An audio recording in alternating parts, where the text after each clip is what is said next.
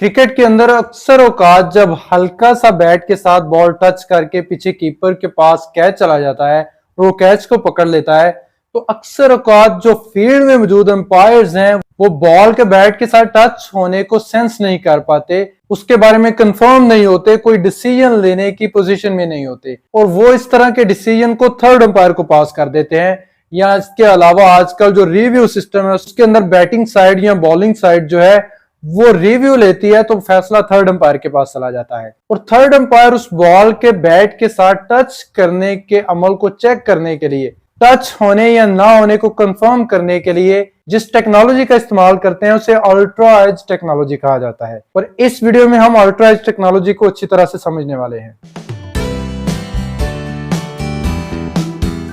ये ultra edge technology किस तरह काम करती है? इसमें बॉल के बैट के साथ टच होने की सूरत में प्रोड्यूस होने वाले हल्के से साउंड को जज किया जाता है, डिटेक्ट किया जाता है और इस डिटेक्शन के मकसद के लिए स्टंप्स के बिल्कुल नीचे उनके दरमियान बिल्कुल साथ एक हाई परफॉर्मेंस वाला माइक पड़ा होता है और आजकल मॉडर्न टेक्नोलॉजी के अंदर स्टंप्स के अंदर ही ये माइक का सिस्टम जो है वो मौजूद होता है। ये माइक जो है इस साउंड को बारीक से बहुत कम क्वांटिटी के, बहुत कम लाउडनेस के इस हल्के से साउंड को डिटेक्ट करने वाला, मेजर करने वाला, कैप्चर करने वाला ये जो माइक है ये आम माइक्स की तरह ही नहीं होता, बल्कि इसके अंदर हार्श फ्रीक्वेंसी के, सिर्फ हार्श तरह की आवाज को मेजर करने के लिए एक फिल्टर सिस्टम लगा होता है। यानी ये माइक जो है वो हार्श फ्रीक्वेंसी की साउंड को ही कैप्चर करता है। ये वो फ्रीक्वेंसी रेंज होती है जो आम तौर पर बॉल के, लकड़ी के बैट के साथ हल्का सा एज करने की सूरत में प्रोड्यूस होती है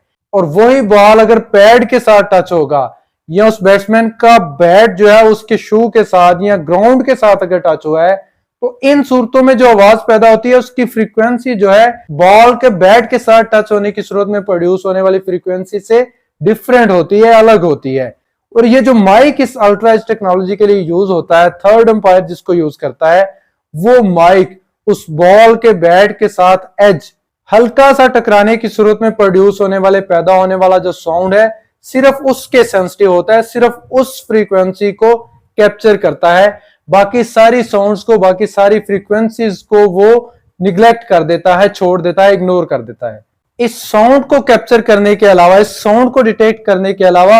हाई स्पीड कैमरास की मदद से इस बॉल की वीडियो भी बन रही होती है और इन वीडियोस को और उस माइक से हासिल होने वाली ऑडियो को एक दूसरे के साथ मिलाकर, उनके टाइम को एक दूसरे के साथ मिलाकर थर्ड अंपायर स्टडी करता है कि जब बॉल जिस वक्त पे, जिस लम्हे पे बॉल बिल्कुल बैट के करीब से गुजर रही है, क्या उस सूरत में उस अल्ट्रा एज माइक के अंदर कोई साउंड डिटेक्ट हुआ है कि नहीं। वो अल्ट्रा एज की साउंड डिटेक्ट करने वाला जो माइक है उसकी आउटपुट आगे एक सीआरओ को फीड की जाती है। वो सीआरओ जो है वो वेव की फॉर्म में उस अल्ट्रा एज से पैदा होने वाली जो साउंड है उसकी इंटेंसिटी को ग्राफ के ऊपर वेव की फॉर्म में शो कर देता है। वीडियो और ऑडियो को एक दूसरे के साथ मिलाकर, उनके टाइम को एक दूसरे के साथ मिलाकर स्लो स्पीड पर उनको चलाने से थर्ड अंपायर ये चेक करता है कि जब वो बॉल जो है वो बैट के बिल्कुल साथ से गुजर रही थी तो क्या उस वक्त अल्ट्रा एज वाले माइक के ऊपर कोई आउटपुट क्रिएट हुआ है कि नहीं,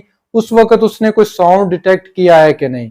इस तरह से इस अल्ट्रा एज टेक्नोलॉजी की मदद से इस तरह के मुश्किल डिसीजन जिनमें बॉल के बैट के साथ टच होने का अंदाजा लगाना इंतहाई मुश्किल है, इस अल्ट्रा एज टेक्नोलॉजी की मदद से थर्ड अंपायर्स को इसका डिसीजन करने में बहुत ज्यादा मदद मिलती है। मुझे उम्मीद है आपको आज की वीडियो इंटरेस्टिंग लगी होगी। अगर आपके ज़हन में कोई क्वेश्चन हो तो कमेंट सेक्शन में जरूर शेयर कीजिएगा और याद से हमारे चैनल को सब्सक्राइब कर लें। अल्लाह हाफिज।